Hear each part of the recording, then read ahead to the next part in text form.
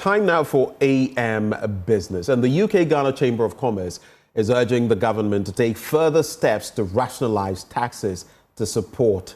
Well, Joy Businesses, James Eshen, has been engaging the executive director of the Chamber, Ajoba Chiama, on trade volumes and other factors affecting businesses. Enjoy. The small and medium enterprises in Ghana as the backbone of the economy, constituting some 70% of Ghana's GDP and 92%, with respect to business as a whole. But that's notwithstanding, this particular sector, businesses in general is being faced with some challenges. You could talk of access to capital and also they being more competitive. Now, on the back of this, we had the 2024, UK-Ghana Chamber of Commerce Business Report that actually touched on businesses and also these small sectors. There were some positives and some negatives. We would want to peruse this particular report, and I have with me the Executive Director of the UK-Ghana Chamber of Commerce, and she is in the person of Ajoba Chiama. Ajoba, great to have you here. Let's start from your chamber. 2024, we happen to be in the first quarter of 2025. But let's look at 2024. How were members within the chamber faring in 2025 and 2024? Sorry. Thank you very much, James. 2024, I think we'll all agree that for businesses, the results were mixed. Our 2024 Business Environment and Competitiveness Survey actually demonstrates, it shows a fair reflection of how businesses felt about the business environment. So whereas some sectors thrived, the general feeling was that it was quite a difficult year. Now, talking about export, import for last year, we are not focusing on your chamber. How was it like? Were they some form of decline or we saw some appreciation somewhere? So, trade between the UK and Ghana in 2024, when you add the total number of exports from Ghana to the UK, as well as imports from the UK into Ghana, it totaled 1.6 billion pounds. In terms of exports from the UK to Ghana, so imports into Ghana, that showed a slight increase. However, exports from Ghana to the UK declined, thereby leading to a 24% reduction in the total volume of trade as against 2023. The question is, what really amounted to that decline?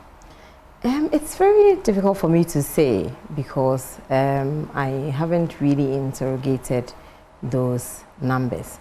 But you'll notice from our 2024 reports that we have a segment on the manufacturing sector. And so, given the sentiments that were expressed in our reports, I can safely say that it was a difficult period for the manufacturing sector, and so it will be expected that export volumes would also decline. Now let's touch on your report that had to do with the 2024 Business Environment Report. Now, on that particular report, there have been some concerns and some positives in there. One of my key concerns had to do with these SMEs, being more competitive out there. From your point of view, how do we handle this going forward? So, as a chamber, we do a lot of capacity building webinars, and these are open to anybody that would like to sign up and listen and learn. And it is for this reason that we do this, to be able to target the micro, the small, the medium-sized businesses who would not typically be able to afford our membership. If we kept everything that we had to offer to only our members, only our current membership, what then happens is that it precludes others who could possibly be able to scale up and join us from being able to access our membership. So you will notice that we run a series of campaigns around compliance with the regulatory environment. We do that once every quarter. We undertake the quarterly tax dialogues to create awareness about tax reforms, to also bring the public's concerns around tax administration to the ears of the Ghana Revenue Authority and the Ministry of Finance through the tax policy department at the Ministry of Finance. And in our own small way is to help build the capacity of these micro and small medium-sized businesses that you refer to, because we understand that if they're able to formalize their businesses, strengthen their corporate governance, you know, and essentially do all the things that are mandated by law for them to do, what then happens is that they become eligible for access to formal finance, and they're able to grow their businesses, employ more people, and then also contribute to tax revenue for government. Talking about tax brings me to my next question. Tax burdens on these businesses. I mean, there has been an issue, we've been discussing this over time. We currently find ourselves in a new government. Yeah. I mean, government is promising to, you know, sort of scrap some taxes. We talk of e-levy, COVID tax and all of that. Yes. Now, how do we sort of support these small businesses to, you know, take advantage or full advantage of the AFCFTA going forward? We do. I mean, just last week, for example, we hosted a workshop in Accra for either Ghanaian exporters or potential Ghanaian exporters to the UK. And the TPA is the UK-Ghana Trade Partnership Agreement, which offers quota-free, tariff-free access to the UK markets.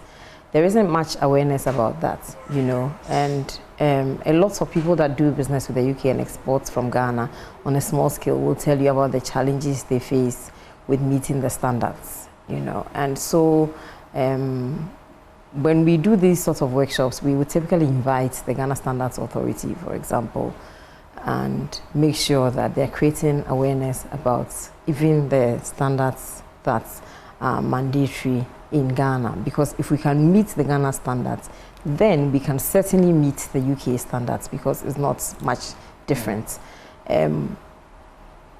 The challenge that small businesses face typically is a lack of awareness of what these requirements are. And so if you go through the rigors of registering with the Ghana Standards Authority, or if it's food or a drug, and you're able to go through the rigors of receiving certification from the Food and Drugs Authority here, then you're ready to meet the international market. And so as part of our efforts to help support these businesses, this is why we offer the webinars that we do on a regular basis. Still on taxes, how do we get our head around this whole taxation thing to, I mean, support these businesses once again? I mean, government is doing its part, but from your point of view, from your interaction with the businesses, how do we get our head around it? We just want to look at the broader perspective of a broader space here. So the biggest frustration that our member companies typically face with tax is around tax administration. You know, everybody wants an efficient tax system, because it's not like we don't want to be compliant or they don't want to be compliant. You want a system where it's easy for you to undertake the admin, pay your taxes, and move on with your life. And where your documentation is in order as well. You know, it's very easy when tax audits are undertaken, you're able to provide the right answers. And so everybody's very diligent about even their record keeping. I'm talking about my member companies here. Where they get frustrated is sometimes the audits where penalties are applied, and they would challenge it, and sometimes it's very cumbersome, the back and forth. Sometimes you don't get a response.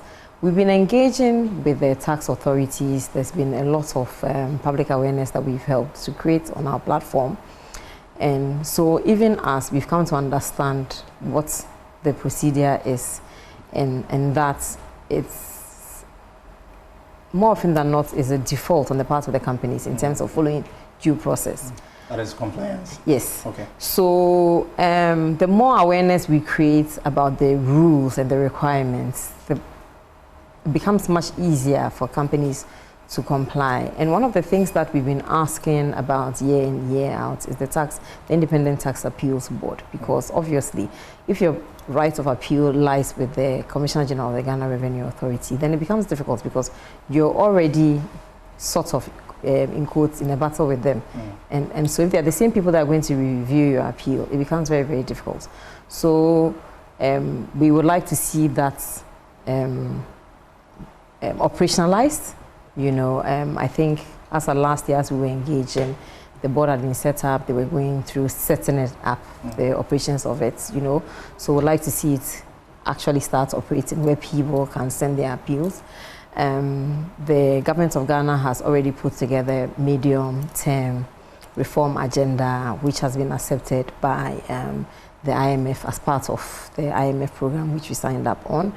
And it's more about the urgency in the implementation of these administrative reforms, the policy reforms, and the legal reforms, that if it could be done more urgently, where we see a lot more efficiency in the application of the tax laws, it would make it easier for everyone.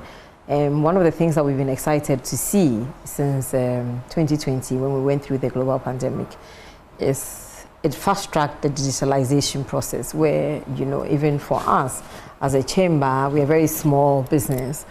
We are able to file our tax returns online, and life is so much easier. We don't have to get up and go to our tax office like we used to do before, you know. And so with the other reforms, we would like to see a certain sense of urgency applied. But were your members harassed for taxes last year?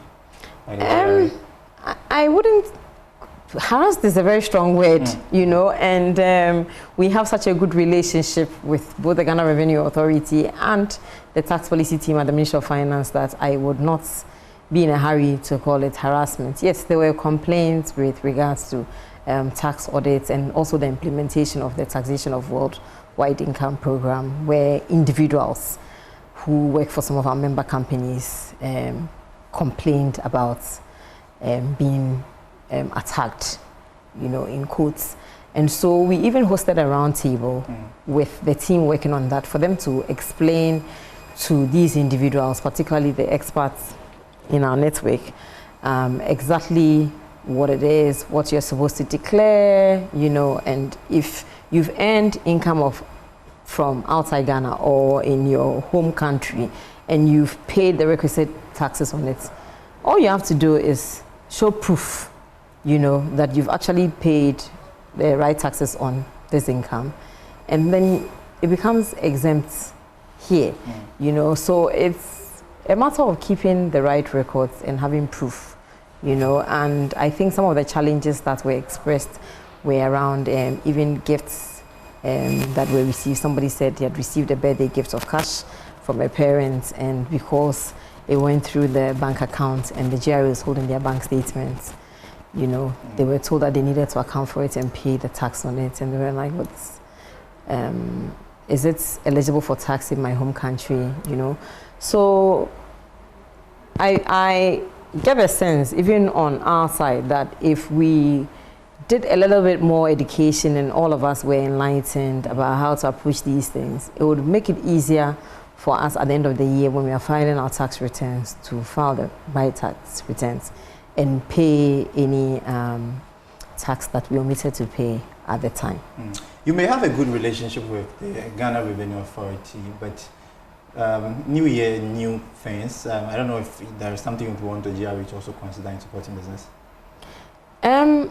So, you know, I've talked about two things: urgency in terms of the reforms, and the second thing, creating a lot more public awareness, because a lot of the frustration that businesses feel, you know, more often than not, when we bring them to the table with the tax authorities, what we discover is that there's a lack of awareness. So a lot more public education needs to be done, you know, because our member businesses tell us often that it's not that they don't want to pay the taxes, you know, but they don't want a situation where instead of them focusing on their core business, all they're doing is spending time dealing with tax issues. It can be time consuming. And what it is, like I said, we would typically find out that it was miscommunication. So it was a simple thing that could have been resolved if perhaps these businesses were educated a little bit more thoroughly about some of these reforms and the processes, the due process that they need to follow, you know, and they will just duly comply, and life will be so much easier for everybody. So my appeal would also be to the tax officials that to be a little bit more receptive to also engaging, you know, because if we take an adversarial approach, what then happens is that we are butting heads and nobody wins.